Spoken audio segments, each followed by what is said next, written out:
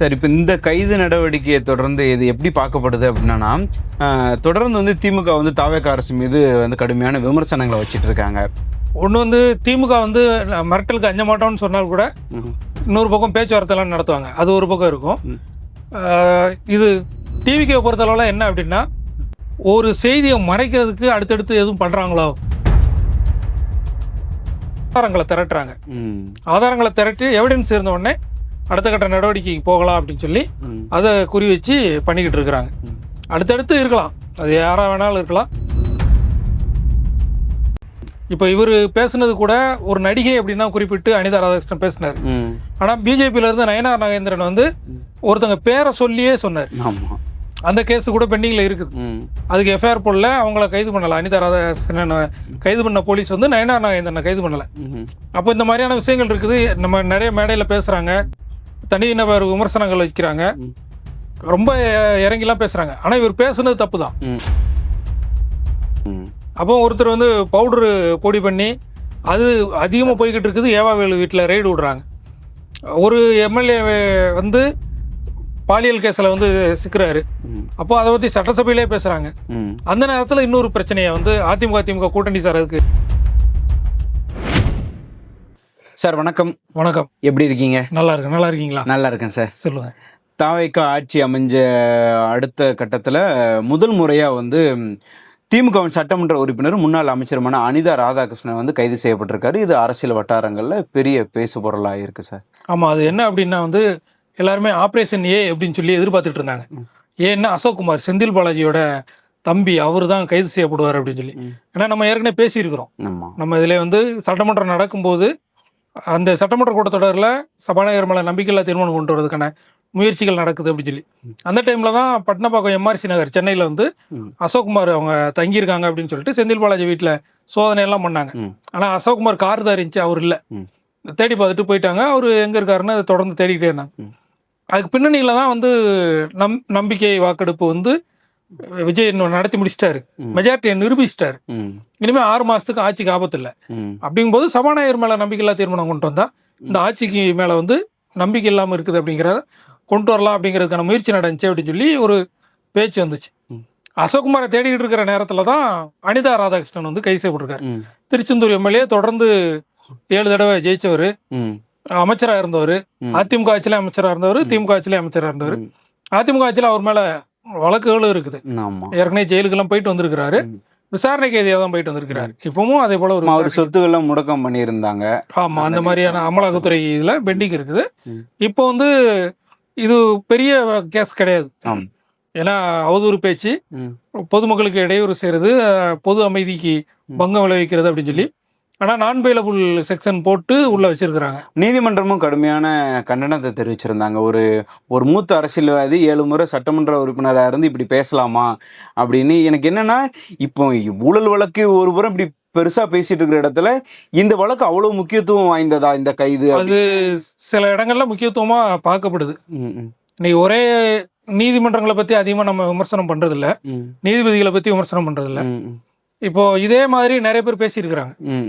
இப்போ இவர் பேசுனது கூட ஒரு நடிகை அப்படின்னா குறிப்பிட்டு அனிதா ராதாகிருஷ்ணன் பேசினார். ஆனால் பிஜேபியிலேருந்து நயனார் நாகேந்திரன் வந்து ஒருத்தங்க பேரை சொல்லியே சொன்னார். அந்த கேஸ் கூட பெண்டிங்கில் இருக்குது. அதுக்கு எஃப்ஐஆர் போடல, அவங்கள கைது பண்ணலை. அனிதா ராதாகிருஷ்ணன் கைது பண்ண போலீஸ் வந்து நயனார் நாகேந்திரனை கைது பண்ணலை. அப்போ இந்த மாதிரியான விஷயங்கள் இருக்குது. நம்ம நிறைய மேடையில் பேசுகிறாங்க, தனிநபர் விமர்சனங்கள் வைக்கிறாங்க, ரொம்ப இறங்கிலாம் பேசுறாங்க. ஆனா இவர் பேசுனது தப்பு தான். அதுக்கு கைது பண்ணி இந்த அளவுக்கு பண்ணணுமா அப்படிங்கிறது இல்லை. ஏன்னா அவதூறு கேஸ் போடுவாங்க, நீதிமன்றத்தில் போய் மன்னிப்பு கடிதம் எல்லாம் கொடுப்பாங்க. எஸ்வி சேகர், எச்ராஜா, அந்த மாதிரிலாம் நிறைய பேர் பண்ணியிருக்கிறாங்க. ஏன் இதே மாதிரி யூடியூப்ல பேசினா யூடியூபர்ஸ் கூட மன்னிப்பு கேட்டு அவங்க வெளியில வந்திருக்கிறாங்க, ஜாமீன்ல வந்திருக்கிறாங்க. இந்த மாதிரி கேஸ்ல வந்து பெருசா யாரும் தண்டனை வாங்கினதில்லை. சரி, இப்போ இந்த கைது நடவடிக்கை ஒரு புறம் இருக்க, அனிதா ராதாகிருஷ்ணன் ஒரு குற்றச்சாட்டு ஒன்று வச்சிருக்காரு. என்னை வந்து தாவேகாவில் இணைய சொல்லி, என்னை ராஜினாமா செய்ய சொல்லி இணைய சொல்றாங்க, காவல்துறை மூலமா நெருக்கடி கொடுக்குறாங்க அப்படின்னு ஒரு குற்றச்சாட்டு வச்சிருக்காரு சார். இது வந்து செந்தில் பாலாஜி திமுக ஆட்சியில் இருக்கும்போது செந்தில் பாலாஜி அமைச்சராக இருந்தார். அப்போ வந்து மத்திய அரசனுடைய அமலாக்கத்துறை மூலமா கைது செய்யப்பட்டார். அப்போ இதே குற்றச்சாட்டை அவரும் சொன்னார். என்ன சொல்றாருன்னா, என்னை பாஜக சேர சொல்லி சொல்றாங்க, அழுத்தம் கொடுக்குறாங்க, நெருக்கடி கொடுக்குறாங்க அப்படின்னு சொல்லி செந்தில் பாலாஜி ஒரு குற்றச்சாட்டை வச்சார். இப்போ அதே மாதிரியான ஒரு குற்றச்சாட்டு தான் இவர் அனிதா ராதாகிருஷ்ணன் வைக்கிறாரு. நீங்க டிவிக்கில வந்து சேருங்க, ரிசைன்மெண்ட் வந்துருங்க அப்படின்னு சொல்லி. இது வந்து என்ன அப்படின்னா, முன்னாடியே ஒரு பேச்சு வந்தது. டிவிக்கு ஆட்சியில் அமைச்ச உடனே யாரெல்லாம் போய் சேர போறாங்க அப்படின்னு சொல்லி அதிமுக திமுக பரவலாக பேசினாங்க. அப்ப பேசப்பட்டதுல வந்து தூத்துக்குடி மாவட்டத்துல கடம்பூர் ராஜும் அனிதா ராதாகிருஷ்ணனும் டிவிகே கூட பேசிட்டு இருக்கிறாங்க, ஆனா விஜயை சந்திக்க முடியல அப்படிங்கிற மாதிரியான ஒரு பேச்சு ஓடிச்சு. கடம்பூர் ராஜு வந்து இணைஞ்சிட்டாரு. கடம்பூர் ராஜு வந்து அவர் எம்எல்ஏ ஆகல, கடம்பூர் ராஜு போய் சேர்ந்துட்டார். அனிதா ராதாகிருஷ்ணன் ஆனா தொடர்ந்து டிவிகேக்கு எதிராக தான் பேசிக்கிட்டு இருந்தார். அவர் பேசும்போது அது மட்டும் இல்லாம இந்த அஜிதா ஆக்னஸ் அவங்கள வந்து திமுக சேர்த்தது, அப்புறம் வந்து ஆதவர்ஜினா லாட்ரி இதை பத்தி எல்லாம் அதிகமா மேடையில பேசுனது, இந்த மாதிரி வந்து தொடர்ந்து டிவிகேக்கு எதிராக தான் பேசிட்டு இருந்தாரு. இப்போ ஒரு குற்றச்சாட்டு சொல்லியிருக்காரு. அங்க என்ன நடந்துச்சுன்னு முழுசா யாருக்கும் தெரியாது. அவருக்கும் அந்த விசாரணை பண்ண போலீஸ் அதிகாரிக்கு தான் தெரியும். எஸ்பி விசாரிக்கல, எஸ்பிக்கு அடுத்த அதிகாரி தான் விசாரிச்சிருக்காங்க. அப்போ என்ன நடந்துச்சு அப்படின்னு முழுமையா தெரியாது. இப்ப அரசியல்ல ஒரு குற்றச்சாட்டு வைக்கிறாங்க.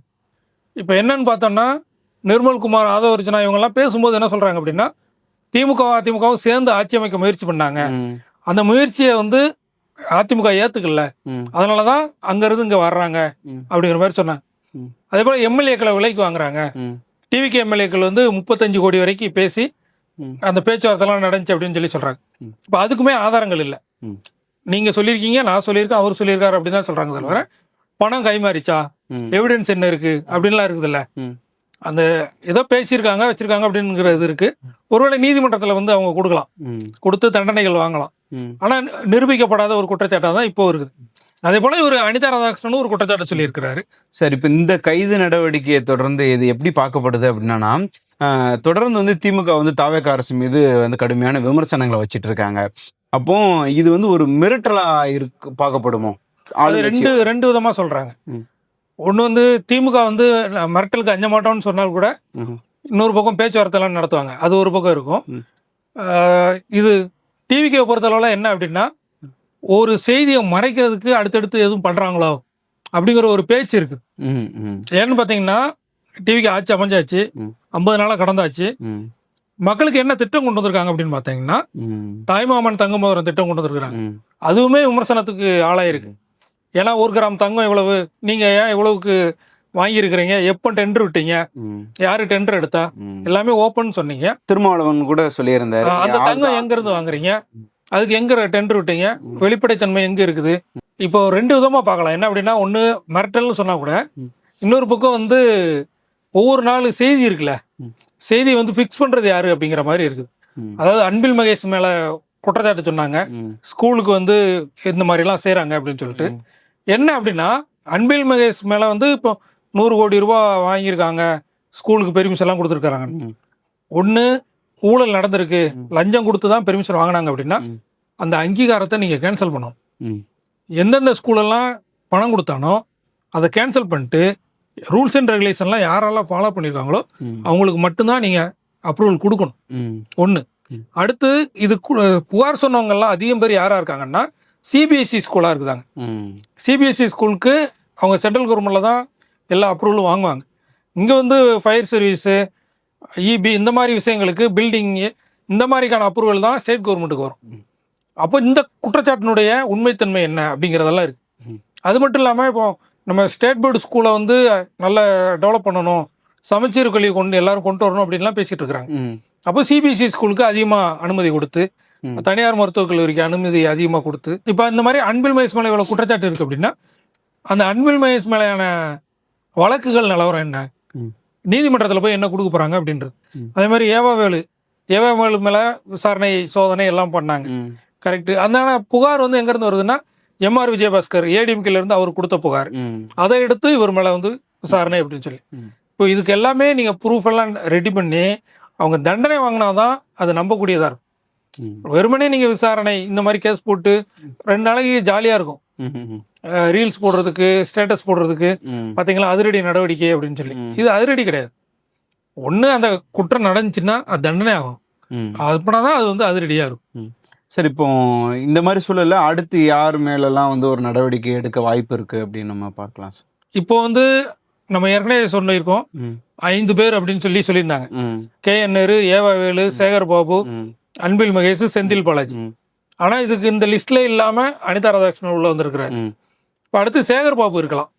ஏன்னா சேகர் பாபு வந்து அதிகமா டிவிகே பத்தி விமர்சனம் பண்ணிக்கிட்டு இருக்கிறாரு. ம் இந்து சமய அறநிலையத்துறை அமைச்சர் ரமேஷும் வந்து புகார்கள்லாம் எனக்கு இமெயில்ல கொடுங்க ஆமா அப்படின்னு சொல்லி ஒரு அவருடைய பர்சனல் ஐடியும் கொடுத்துருக்கிறாரு. ம் அபிஷியலாகவும் சில விஷயங்கள் கொடுத்துருக்கிறாரு. ம் கொடுத்து நீங்க கம்ப்ளைண்ட் வந்து கொடுங்க அப்படின்னா ஆதாரங்களை திரட்டுறாங்க. ம் ஆதாரங்களை திரட்டி எவிடன்ஸ் இருந்த உடனே அடுத்த கட்ட நடவடிக்கைக்கு போகலாம் அப்படின்னு சொல்லி ம் அதை குறி வச்சு பண்ணிக்கிட்டு இருக்கிறாங்க. ம். அடுத்தடுத்து இருக்கலாம், அது யாரா வேணாலும் இருக்கலாம். ஆனா இந்த நடவடிக்கைகள் வந்து மக்களுக்கு என்ன நன்மையை கொடுக்கும் அப்படின்னு சொல்லி இருக்குது. ம் இப்போ 91 இருந்து 96 வரைக்கும் ஜெயலலிதா சசிகலா அவங்களோட ம் சொத்து, அவங்க இந்த கல்யாணம் பண்ணது, இந்த மாதிரி பெரிய விஷயங்கள்லாம் பேசப்பட்டது. ம். பார்த்தீங்களா, இவ்வளோ நகை இருக்குது, இவ்வளோ பட்டுச்சேலை இருக்குது, இவ்வளோ செருப்பு இருக்குது அப்படின்னு எல்லாத்தையும் வரிசையாக போட்டு காட்டினாங்க. அவங்கள அரெஸ்ட் பண்ணி உள்ளெல்லாம் வச்சாங்க. ம் ஆனால் அதுக்கு 14 வருஷத்துக்கு அப்புறம் தான் அவங்களுக்கு தண்டனை கிடைச்சது. ம் இருந்தாலும் அந்த 96 to 2001 திமுக ஆட்சியில் பெரிய அளவில் எந்த குற்றச்சாட்டும் இல்லை. ஆனால் ஜெயிலுக்கு போயிட்டு வந்த ஜெயலலிதா திரும்ப ஆட்சிக்கு வந்துட்டாங்க. ம் அப்புறம் ஸ்டாலின் அவங்க வந்து மேம்பாலம் கட்டினதுல ஊழல் அப்படின்னு சொல்லலாம். அதே திமுக திரும்ப ஆட்சிக்கு வந்தது, திரும்ப சென்னையில் மேயராகவும் ஜெயிச்சாங்க. ம் அப்போது இந்த மாதிரி குற்றச்சாட்டுகள் சொல்லி அவங்க கைது பண்ணப்படும் போது மக்கள்கிட்ட வந்து அது பெருசாக எதிரொலிக்கலை. ம் அந்த நேரத்து அரசியல் என்ன அப்படிங்கிறத வச்சு தான் அவங்க இது பண்ணிட்டு இருக்காங்களே தவிர ஊழலை முற்றுமா காலி பண்ணுமா அப்படின்லாம் இல்லை. நீங்கள் அப்படி பார்த்தீங்கன்னா ஊழல் நடந்திருக்கு, லஞ்சம் நடந்திருக்கு அப்படின்னா அவங்க சொத்தெல்லாம் பறிமுதல் பண்ணணும். ம் பண்ணி அதை மக்களுக்கு நீங்கள் அரசாங்க கவர்மெண்ட் கஜானாவை கொண்டு வரணும். அந்த மாதிரியான விஷயங்கள் செய்யணும். சார் நீங்கள் சொல்கிற மாதிரி பார்த்தீங்கன்னா பொது வழியிலையும் அப்படி தான் சார் பேசப்படுது. அதாவது இந்த மாதிரி நடவடிக்கைகளில் அரசு வந்து கவனம் செலுத்துறத கொஞ்சம் குறைச்சிட்டு நலத்திட்டங்கள் இந்த மாதிரி இவங்க நிறைய ஆட்சிக்கு நான் இதை செய்வேன் அதை செய்வேன்னு சொன்னாங்கல்ல, அதில் கொஞ்சம் அதிகமாக கவனம் செலுத்தினா நல்லாயிருக்கும் அப்படின்னு பொது வழியிலையும் பேசிட்டு இருக்கோம். பொது வழியில் இன்னொன்று பேசுகிறாங்க. என்ன அப்படின்னா, இப்போ விஜயபாஸ்கர் உள்ளே வந்தார். ம் விஜயபாஸ்கர் 2 விஜயபாஸ்கர் மேலேயும் கேஸ் இருக்குது. வழக்கு அப்போ அந்த கேஸ் இருக்கும்போது அதை பற்றின விமர்சனங்கள் அதிகமாக போய்கிட்டு இருக்கு. அனிதா ராதாகிருஷ்ணன் கைது செய்யப்படுறாரு. ம் அப்போ ஒருத்தர் வந்து பவுடரு பொடி பண்ணி அது அதிகமாக போய்கிட்டு இருக்குது. ஏவா வேலு வீட்டில் ரெய்டு விடுறாங்க. ஒரு எம்எல்ஏ வந்து பாலியல் கேஸில் வந்து சிக்கிறாரு. ம் அப்போ அதை பற்றி சட்டசபையிலே பேசுகிறாங்க. ம் அந்த நேரத்தில் இன்னொரு பிரச்சனையை வந்து அதிமுக கூட்டணி சார் அதுக்கு முயற்சி பண்ணாங்க. இவர் தான் லஞ்சம் கொடுத்தாரு அப்படின்னு சொல்லிட்டு இன்னொருத்தரை பேச்சுவார்த்தை நடத்தினாரு, இவர் ஏஜெண்டாக செயல்பட்டார் அப்படின்னு சொல்லி இன்னொருத்தரை கைது பண்ணி இது பண்ணுறாங்க. அப்போது அதை வந்து ஆதாரப்பூர்வமாக பிடிக்கிறது ஒரு பக்கம். ஒவ்வொரு நாளும் தலைப்பு செய்தி வந்துகிட்டு இருக்குது மக்களுக்கு. ம் அது தனிப்பட்ட முறையில் எனக்கோ, என் குடும்பத்துக்கோ, என் கிராமத்துக்கோ, எங்கள் மாவட்டத்துக்கோ என்ன கிடைக்குது ம் அப்படின்னு ஓட்டு போட்டவன் யோசிப்பான்ல, கண்டிப்பாக அந்த தேவையை வந்து கவர்மெண்ட் வந்து நிவர்த்தி செஞ்சால் நல்லாயிருக்கும். இப்போ கரூரில் இடைத்தேர்தல் வருது, அதனால தான் விஜய் போகிறாரு அப்படிங்கிற விமர்சனம் வருதுல்ல, இதான் ஒரு 3 நாளே செஞ்சிருக்கலாம். ஆமாம் கண்டிப்பாக ஆட்சி அமைச்ச உடனே வந்து உடனே செஞ்சிருக்கலாம், அவங்களுக்கு வேலை கொடுத்துருக்கலாம். இப்போ கூட வேலை கொடுக்கறதா சொல்லியிருக்காங்க. கரூர் விஜயபாஸ்கர் ரிசைன் பண்ணிட்டாரு. அங்கே இடைத்தேர்தல் வருது, ஓட்டு கேட்க போனோம். அப்போ நீங்கள் அந்த 41 பேர் இறந்தாங்களே என்ன செஞ்சுருக்கீங்கன்னு யாரும் கேட்பாங்க. அப்போது நாங்கள் இதெல்லாம் செஞ்சுருக்கிறோன்னு சொல்கிறதுக்காக செய்கிறாரு அப்படின்னு விமர்சனம் பண்ணுறாங்கல்ல, இது முதலே செஞ்சுருக்கலாம். மாற்றத்துக்கான அரசு அப்படின்னு சொன்னாலும் இவங்களும் அந்த பழைய முறையை தான் கடைபிடிக்கிறதா. அதில் இன்னொரு நிறைய இருக்குது மாற்றம் அப்படின்னு சொல்லிட்டு. மாற்றம் வந்து குடும்ப ஆட்சி அப்படின்னு சொல்லி விமர்சனம் பண்ணாங்க. ஜெயலலிதா அவங்க இருக்கும்போது சசிகலா அவங்க தான் அவங்க குடும்ப ஆட்சி அப்படின்னு சொல்லி அதை வந்து விமர்சனம் பண்ணாங்க. இன்னைக்கு பார்த்தோன்னா என்ன விமர்சனம் பண்ணுறாங்க அப்படின்னா, விஜய் ஆட்சி வந்து ஃப்ரெண்ட்ஸ் ஆட்சி, நண்பர்கள் ஆட்சியாக இருக்குது அப்படின்னு சொல்லி சொல்கிறாங்க. ஏன்னா அவர் ரத்தன் பண்டிட் அவருக்கு போஸ்டிங் போட்டு கொடுத்து இது பண்ணாங்க. அப்புறம் ஜெகதீஷ் இவருடைய நண்பர், அவருக்கு போஸ்டிங் போட்டு கொடுத்தாங்க. அப்புறம் ஜனநாயகன் தயாரிப்பாளர் அவருக்கு டெல்லி அப்போது இது தமிழ்நாடு பிரதிநிதியாக அவருக்கு போஸ்டிங் போட்டு கொடுக்குறாங்க. இது எல்லாத்தையும் விட ஜானஆரோக்கியசாமி அந்த கூட்டணி கட்சி கூட்டத்துக்கு அவர் தான் இன்விடேஷன் கொடுக்குறாரு. அப்புறம் விஷ்ணு ரெட்டியும் ஜானஆரோக்கியசாமியும் தலைமைச் செயலகத்துக்கு டெய்லி வர்றாங்க, அங்கே இருக்கிறாங்க, எல்லா விஷயத்தையும் பார்த்துக்கிறாங்க அப்படிங்கிற மாதிரி சொல்கிறாங்க. அப்போ இந்த நண்பர்கள் வட்டாரம் வந்து விஜயை சுற்றி இருக்கும்போது இது நண்பர்கள் ஆட்சியா, ஃப்ரெண்ட்ஸ் ஆட்சியா, வந்து மக்களுக்கு ஃப்ரெண்டாக இருக்கலாம், நண்பர்களுடைய ஆட்சியாக இருக்குது, அவங்களுடைய நிர்வாகத்தில் இருக்குது அப்படின்னு. அதனால தான் இன்னைக்கு விமர்சனம் பண்ணுறாங்க திமுக உள்ளவங்க கூட. விஜய் வந்து முதலமைச்சர், ஆனால் செயல்படுறதெல்லாம் ஆதவரிஜனா செயல்படுறாரு அப்படின்னு சொல்லி திமுக விமர்சனம் பண்ணுறதுக்கு அது ஒரு காரணம். இதை நிவர்த்தி செஞ்சு மக்களுடைய நம்பிக்கை வந்து சரி செஞ்சால் நல்லாயிருக்கும்.